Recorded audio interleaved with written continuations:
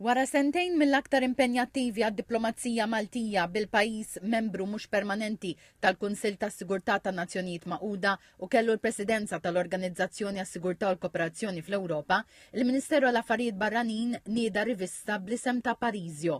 Din il-pubblikazzjoni se sservi biex turi ħsibijiet differenti mix-xena internazzjonali bil-ħsieb li jqajmu diskussjoni waqt li tkompli tikkumplementa ħidmet id-diplomazija Maltija. Parisio se tkun pubblikazzjoni annwali. L-ewwel waħda tnediet konferenza li għalija attendow għad kbir ta' ambaxxaturi u konsli onorari. L-idea tagħna kienet li jkollna pubblikazzjoni mill-Ministeru għall-Affarijiet Barranin iżda mhux bil-fors tirrifletti l-idejat tal-Ministeru tal-Affarijiet Barranin.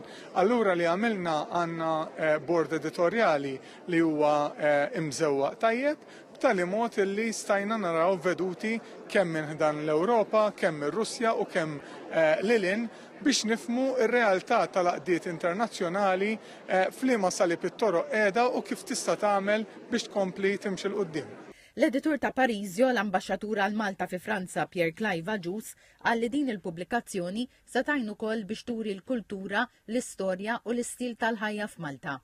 Il-Ministeru tal-Affarijiet Barranin Ewropej u issa tat-Turiżmu wkoll huwa Ministeru akademiku fl-istess ħin. Ġifieri konna diskussjonijiet kbar ta' policies, nifhmu l-pajjiżi l-oħrajn x'inhu ma jgħidu u l-kriżijiet li għandna madwarna.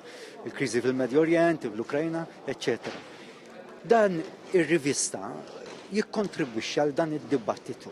Barra minn hekk huwa tul ukoll biex nilħu il-pajjiżi barranin fejn aħna nistgħu niskambjaw xi kliem, niskambjaw xi ideat u inkatru l-pożizzjoni ta' Malta ntu għana iktar viżibilità.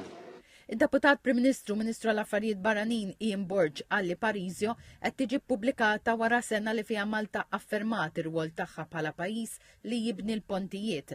Sostna li f'dawn iż-żminijiet inċerti madwar id-dinja Malta baqgħet dawl ta' multilateraliżmu u użat l-influenza tagħha biex mhux biss taqqat imma wkoll biex tantiċipa sfidi li jkunu se jimbtu.